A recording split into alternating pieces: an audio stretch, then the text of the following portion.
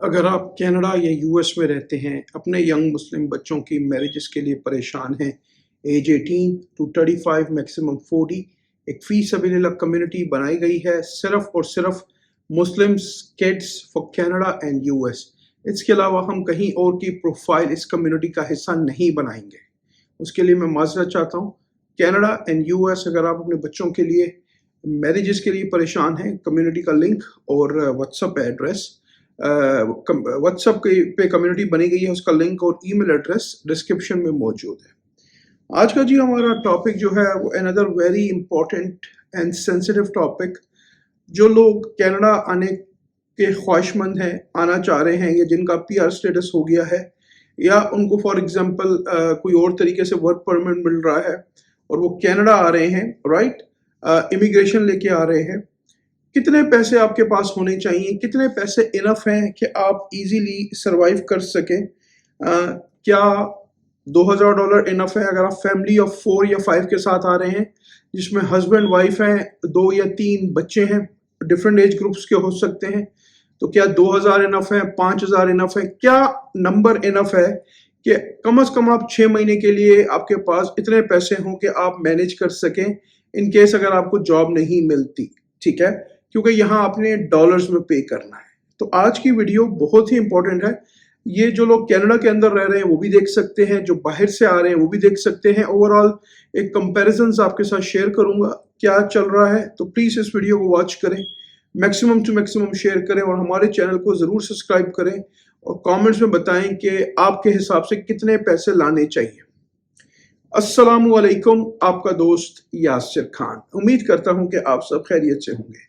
जैसा कि आप जानते हैं, मैं टोरंटो और सराउंडिंग्स में फुल टाइम रियल एस्टेट में हूँ with many years in business in Toronto and surroundings. कोई भी आपके जहन में सवाल है, कमर्शियल हो गया, रेजिडेंशियल हो गया, इंडस्ट्रियल हो गया, रेंट पे लेना चाहिए, बाय करना चाहिए, सेल करना चाहिए, प्रोफेशनल एडवाइस आपको चाहिए, कहाँ लेना चाहिए, कोई भी कंसर्न है, क्वेश्चन है, विदाउट एनी ऑब्लिगेशन आप मुझे मैसेज करें, कॉल करें। I will educate you, I will guide you properly. कोई भी कंसर्न क्वेश्चन है, just pick up the phone and call your friend Yasir right away. ठीक हो गया? चलें जी, टॉपिक की तरफ चलते हैं। और video just for education purposes है।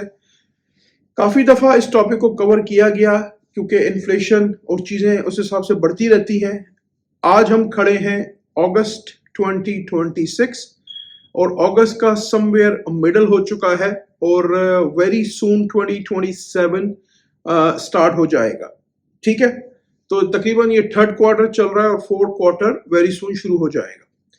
क्या प्राइस है, क्या चल रहा है, कितने पैसे आपको अपने साथ लाने चाहिए, कितने पैसे इनफ हो सकते हैं? सबसे पहले तो आपको, जो लोग बाहर से मुझे देख रहे हैं और कनाडा आ रहे हैं, अल्लाह ताला सबके लिए आसानी का मामला करे, या जो आना चाह रहे हैं, मैं अल्लाह से ये दुआ करूंगा कि अल्लाह पाक उन सब के लिए आसानी का मामला करे। आज जुम्मे का दिन है और हम ये दुआ करेंगे इंशाअल्लाह ताला। कितने पैसे इनफ है? सबसे पहले बात कर लेते हैं बड़े टिकट आइटम्स की, ठीक है, और उसके बाद फिर मैं आपके साथ चीजें शेयर करता हूं। फर्स्ट ऑफ ऑल, आपको ये चीज अंडरस्टैंड करने की जरूरत है, जब आप न्यू इमिग्रेंट आते हैं तो आपके पास ना क्रेडिट स्कोर होता है, ना आपके पास जॉब होती है। क्रेडिट जब आप आएंगे, आप अपना फोन का लेंगे, लाइन लेंगे, अपना बैंक अकाउंट खोलेंगे, ट्रांजैक्शंस करेंगे, तो आपको आपका आहिस्ता आहिस्ता क्रेडिट स्कोर बढ़ना शुरू होगा। ठीक है, जो अच्छा क्रेडिट स्कोर होता है वो तकरीबन 800 के करीब होता है, प्लस माइनस हो सकता है। तो 700 के ऊपर या 680 के ऊपर डिसेंट एक क्रेडिट स्कोर होता है। क्योंकि आप न्यू इमिग्रेंट हैं तो आपका अभी क्रेडिट हिस्ट्री स्टैब्लिश नहीं है, आपके पास जॉब नहीं है। तो सबसे बड़ा जो टिकट आइटम है यहाँ पे वो है रेंट का। ठीक है, तो अब फॉर एग्जांपल हम बात करते हैं कि हस्बैंड वाइफ हैं और 2 या 3 बच्चे हैं, वो डिफरेंट एज ग्रुप में हो सकते हैं। हो सकता है वो 5 to 10 की एज में हो सकता है वो 10 to 20 की एज में हो, इट ऑल डिपेंड्स। ठीक है, तो कुछ लोग बेसमेंट को पसंद करते हैं, कुछ लोग बेसमेंट को पसंद नहीं करते। बेसमेंट क्या होती है? घर के नीचे का एक फ्लोर होता है, उसमें 1 बेडरूम भी हो सकता है, 2 बेडरूम भी हो सकते हैं, 1 वॉशरूम होगा, 1 किचन होगा। कहीं पे बेसमेंट में लॉन्ड्री शेयर्ड होती है, यानी कि ऊपर ओनर्स या कोई और टेलेंट है और आप दोनों शेयर करते हैं। ठीक है, कोई कहीं पे सेपरेट होती है। रास्ता मोस्टली बेसमेंट्स का बाहर से होता है, कुछ का अंदर से भी होता है, इट ऑल डिपेंड्स उसका लेआउट कैसे बना हुआ है। तो कुछ लोगों को बेसमेंट, कुछ लोग मजबूरी में बेसमेंट को शुरू में ले लेते हैं, कुछ लोग क्योंकि वहां से अच्छी जॉब से या अच्छे घरों से आ रहे होते हैं तो उनको एक प्रॉपर अच्छी प्रॉपर्टी चाहिए होती है अपनी फैमिली के लाइफस्टाइल के लिए। तो अब हम बात कर लेते हैं बेसमेंट। 1 बेडरूम 2 बेडरूम की बेसमेंट रफली $1,500 से स्टार्ट होती है, प्लस माइनस इसमें हो सकते हैं, डिपेंड करता है कि आप सिटी के टोरंटो के कितने करीब हैं या वैंकूवर सिटी के कितने करीब हैं, कौन सी बड़ी सिटी के आप करीब हैं, ठीक है। तो अराउंड 1500, 1700, 1800 पर मंथ हो सकती है। कुछ बेसमेंट्स में वो आपको यूटिलिटीज इंक्लूड करके देते हैं, कुछ बेसमेंट में आप 35 to 40% एक्स्ट्रा यूटिलिटीज पे करते हैं। क्योंकि आपकी जॉब नहीं है, या तो आपके पास कोई प्रॉपर गारंटर हो जो आपके बिहाफ पे साइन करे कि कल को अगर आप रेंट पे नहीं करते तो वो पे करेगा। फर्स्ट मंथ का और लास्ट मंथ का रेंट आपने अपफ्रंट देना है।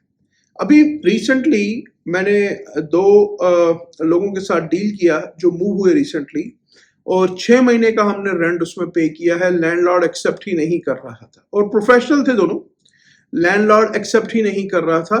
6 महीने का रेंट हमने अपफ्रंट दिया है। अच्छा, 6 महीने का रेंट का मतलब क्या हो गया, उनका जो टाउन हाउस था वो तकरीबन $3,200 पर मंथ था प्लस यूटिलिटीज। तो $3,200 को आप 6 से मल्टीप्लाई कर लें प्लस, अच्छा जो लैंडलॉर्ड ने कंडीशन क्या लगाई कि आपने फर्स्ट मंथ का रेंट प्लस जो लास्ट 5 मंथ है वो आपने अपफ्रंट देना है। तो इसका क्या मतलब हो गया, आपने 6 मंथ्स का रेंट 3,200 के हिसाब से अपफ्रंट पे किया। अब आपने फर्स्ट मंथ का रेंट उसमें कवर्ड है, सेकंड मंथ का दोबारा आपने पे करना है, थर्ड मंथ का दोबारा पे करना है, फोर्थ मंथ का दोबारा पे करना है। आप समझ रहे हैं मेरी बात को। तो 6 मंथ्स का रेंट फर्स्ट मंथ और लास्ट के 5 मंथ्स उसमें कवर हुए। तो ज्यादातर लैंडलॉर्ड आखिरी के महीनों में वो 4, 5, 6 महीने का रेंट लेते हैं। तो फॉर एग्जाम्पल अगर आप एक डिसेंट प्रॉपर्टी ले रहे हैं, फैमिली है, हस्बैंड वाइफ, 2 से 3 बच्चे, और आप एक टाउन हाउस ले रहे हैं, ठीक है, तो अराउंड रफली क्लोज टू टोरंटो, जिस तरह मिसागा हो गया, मिल्टन हो गया, मार्कम हो गया, 3,000, 3,200, 3,300 प्लस माइनस की रेंज में आज भी रेंट चल रहे हैं।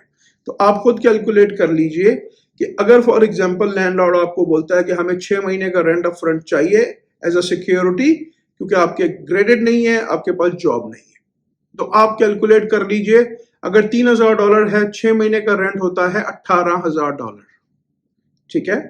मैं आपको डरा नहीं रहा हूं, मैं आपको रियलिटी बता रहा हूं, ठीक है, मैं आपको एजुकेट कर रहा हूं। तो मेरी वीडियो को जब भी सुने पॉजिटिव नोट्स के साथ सुने। जो लोग मुझे कनाडा में देख रहे हैं अपना फीडबैक यहाँ पे दें, एजुकेशन पर्पसेस के लिए, किसी का हेल्प हो सके।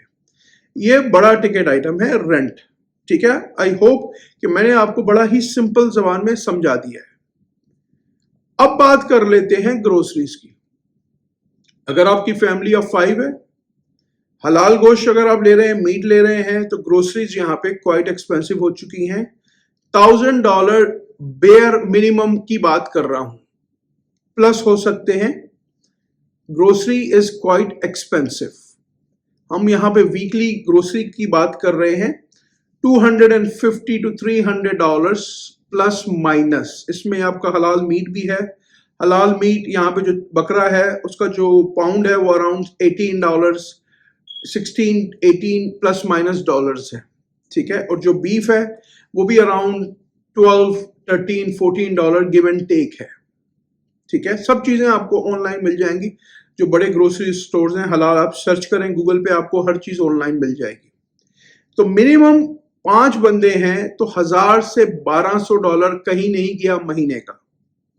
आप कैलकुलेट कर लें और आप खुद उसको अपने हिसाब से वो कर लें कि कितने पैसे आपको लाने चाहिए।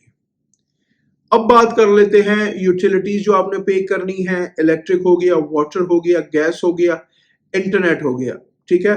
समवेयर आज की तारीख में इट ऑल डिपेंड्स कि आप कितना यूज कर रहे हैं, लेकिन 400 to 450 कहीं नहीं गए महीने के। आप 400 ले लें जिसमें इंटरनेट का बिल इटसेल्फ $80 का है, ठीक है। तो आप कैलकुलेट कर लें, पेन एंड पेपर ले लें, लिख लें इसको। 450 टू बी वेरी ऑनेस्ट कहीं नहीं गए, ठीक है, लिख लीजिए आप प्लीज। अब बात करते हैं, आपको कंटेंट इंश्योरेंस चाहिए। आपने घर रेंट पे लिया, आपकी तरफ से खुदा ना खास्ता कुछ चीज हो गई, उसमें आग लग गई, फ्लड हो गया, तो लैंडलॉर्ड आपको सू कर सकता है, तो आपको उसके लिए कंटेंट इंश्योरेंस चाहिए। तो समवेयर 40, 50, 60, $80 पर मंथ की आपको कंटेंट इंश्योरेंस चाहिए। ठीक है, अभी काम खत्म नहीं हुआ है, अभी हमने इसमें फैमिली के लिए सेल फोन ऐड नहीं किए हैं, तो हस्बैंड वाइफ हैं, डेफिनेटली दोनों को कम्युनिकेट करना है। सेल फोन जरूरी है, अगर आपके बच्चे बड़े हैं तो उनके लिए भी सेल फोन आपको लेना है। तो अराउंड अगर आप 2 लाइनें ले रहे हैं और फोन आपका अपना है तो समवेयर $100। अगर आप फोन लीज पे ले रहे हैं तो अराउंड 150, 175 पर मंथ की बात हो रही है।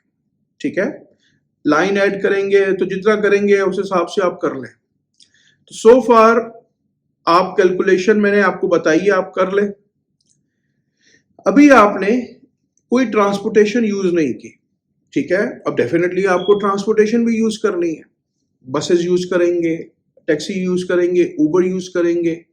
ठीक है, अभी आपके पास लाइसेंस नहीं है, उसके भी आप कम से कम $200-300, $400, डिपेंड करता है कि कितनी दफा आप टैक्सी यूज कर रहे हैं, डिपेंड करता है कितनी दफा आप उबर यूज कर रहे हैं, डिपेंड करता है पब्लिक ट्रांसपोर्ट पे कहाँ आप रह रहे हैं। ठीक है, तो you have to be mentally ready. Again this video is for education purpose. मैं यहाँ किसी को डरा नहीं रहा हूं कि कोई न्यू इमिग्रेंट आ रहा है और जिसके पास फाइनेंस कम है तो वो ना आए, ऐसा कुछ नहीं है। मैं आपको रियलिटी बता रहा हूं कि यहाँ आने के बाद लोगों को मैंने रोते हुए देखा है, जो लोग बेचारे मैनेज नहीं कर सकते। प्रॉपर प्लानिंग अगर आपकी नहीं होगी और अगर आपको खुदा ना खास्ता जॉब नहीं मिली 5 महीने, 4 महीने, 6 महीने, 1-2 महीने तो आपको चीजों को समझने में लग जाएगा। तो बच्चे अगर आपके साथ हैं, फैमिली आपके साथ है, आगे विंटर भी आ रहा है, विंटर की क्लोथ्स अगर आप फॉर एग्जांपल अभी आने का प्लान कर रहे हैं, अगस्त हो गया, सितंबर हो गया, अक्टूबर हो गया, तो डेफिनेटली विंटर के क्लोथ्स वगैरह हैं, उसकी भी आपको कॉस्ट पड़ेगी। ठीक है ना, तो मेरे हिसाब से अगर आप फैमिली है फॉर 4 or 5 पीपल, कम से कम आपके पास 6 से 8 महीने का बैकअप का पैसा होना चाहिए। 30,000, 40,000 गिव एंड टेक। अब यहां पे सवाल ये आता है कि भाई 200 रुपीज इक्वल टू $1 अगर मैं $30,000 की बात कर रहा हूं तो ये 60 लाख रुपए बनते हैं, जो कि लॉट ऑफ मनी है। लेकिन यहाँ कनाडा में आपने डॉलर्स में पे करना है।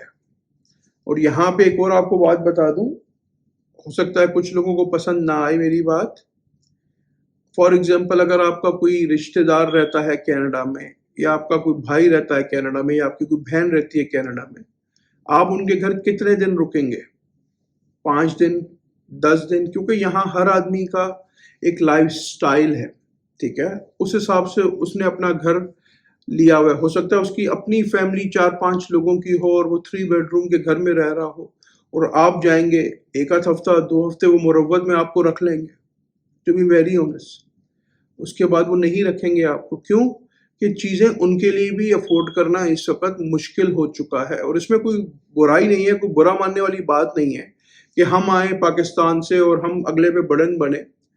अच्छे लोग भी हैं, मैं ये नहीं कह रहा हूँ कि हर आदमी बुरा है, अच्छे लोग भी हैं जो अपनी फैमिली को बहुत सपोर्ट करते हैं, लेकिन एज अ कर्टेसी हमें भी ख्याल करना चाहिए। ठीक है, तो अल्लाह ताला सबके लिए आसानी के मामलात करे। चीज़ें इस वक्त क्वाइट एक्सपेंसिव है। मुझे अपना फीडबैक दें कि व्हाट डू यू थिंक, जो लोग कनाडा से मुझे देख रहे हैं, क्या आप मेरे नंबर्स जो मैंने यहाँ पे मेंशन किए हैं इससे एग्री करते हैं, नहीं करते? अल्लाह पाक सबके लिए आसानी के मामलात करे। उम्मीद करता हूँ वीडियो आपको पसंद आई होगी। अगर अभी तक आपने चैनल को लाइक या सब्सक्राइब नहीं किया, इसको प्लीज़ लाइक करें, सब्सक्राइब करें, शेयर करें, इससे मुझे मोटिवेशन मिलेगी। हंसते रहे, मुस्कुराते रहे, खुशियाँ बांटते रहे। ज़िंदगी ने साथ दिया, ऐसे ही किसी और वीडियो में मुलाकात रहेगी। अपना बहुत ख्याल रखें। अल्लाह हाफिज़, all the best and take care.